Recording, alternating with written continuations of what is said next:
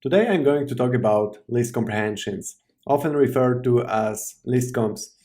List comprehensions, generally speaking, provide a concise way to apply an arbitrary expression over an iterable or other sequence data. But to illustrate what I mean by that, let's hop in directly to Spider IDE and let's take a look at a few examples. So I'm here in my Spider IDE interactive Python console, and I'm going to create a variable called text. We're going to assign some string to this variable. So I'm going to say Python is great. And in a bit, we're going to do some processing based on the string. And this way we'll be able to illustrate what list comps are and how we can leverage them. So let's say that we want to retrieve the code point for each character in our string.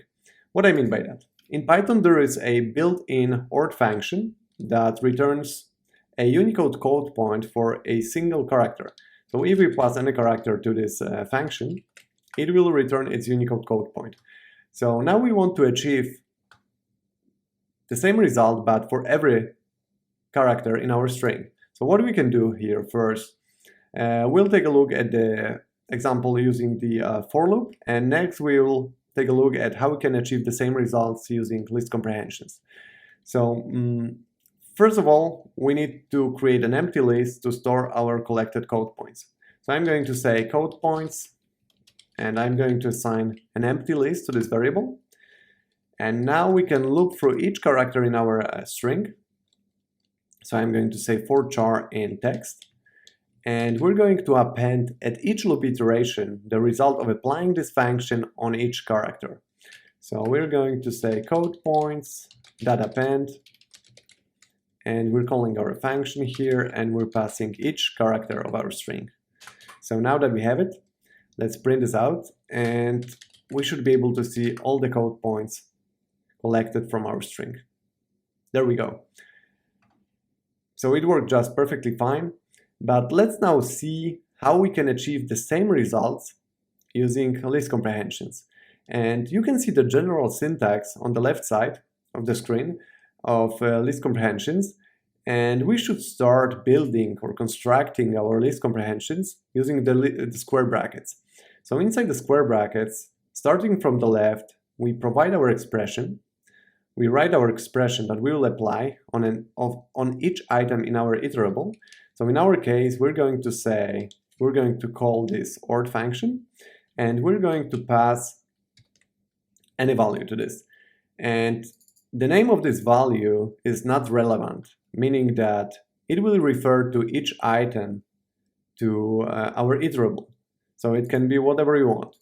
So now that we have it, now that we have our expression, let's specify our target. So we're going to say for x, and please pay attention to the fact that in our case, the name of our target has the same name as the value passed to our ord function.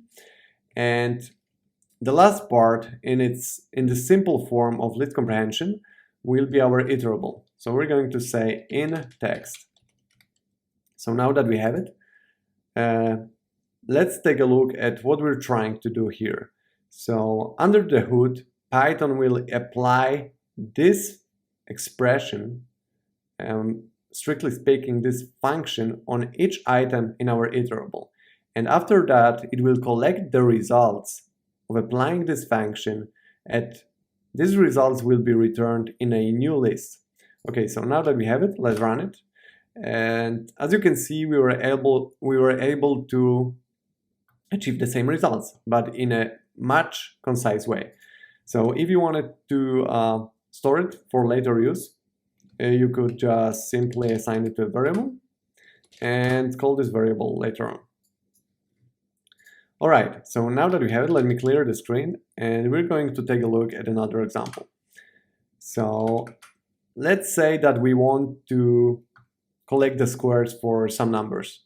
So remember, we need to construct our list comprehension inside square brackets, and now we need to provide our expression.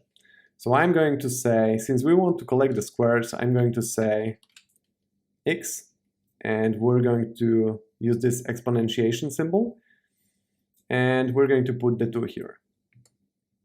So now, as you remember, we provide our target, so for x, and now we're going to build our iterable using the built-in range function. And let's say that we want to collect the squares for 10 numbers, for numbers in this range. So now that we have it, let's run it. As you can see, it worked perfectly fine as well.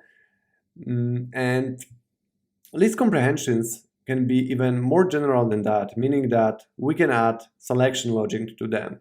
So on the left side, you can see that we can add these if clauses to our list comprehensions. So that's what we're going to do right now. And let's say that we want to collect the squares only for even numbers. So I'm going to add an if statement here, an if clause. And to check if a number is even in Python, we can use the modulus operator.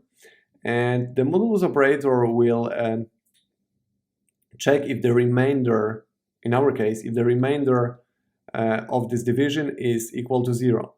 And if it's equal to 0, it means that the number is even. So I'm going to say x, and the modulus operator is percentage sign, and we're going to divide it by 2. And as I said, if the result of this division is equal to 0, it means that the number is even. Otherwise, the number is odd. So if x divided by 2 is equal to 0, apply this expression. So first of all, Python will evaluate if this expression equals true. If so, this expression here will be applied on a number in this range. So let's run it and see what happens. So as you can see, it worked perfectly fine. Only the even numbers, only the squares for even numbers were collected. So that's exactly what we wanted to achieve. And let me clear the screen here, and we're going to take a look at the last example. So let's say that we have a list of strings. So I'm going to create a list of strings called animals, and I'm going to put in here some animals like dog, cat, and bat. And let's say that we want to uppercase each element in our list, each item, each string in our list. So what we can do inside this list comprehension square brackets, we can simply say x.upper. So we're going to call the upper method on each item in our iterable for x in animals.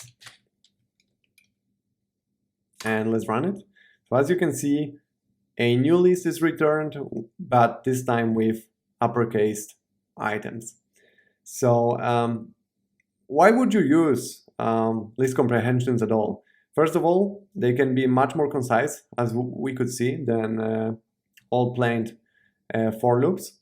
And second, they are better in terms of performance because they run at C language speed. So that's it. If you have any questions or comments, let me know in the comment section and I will do my best to answer them. Thank you for watching and take care.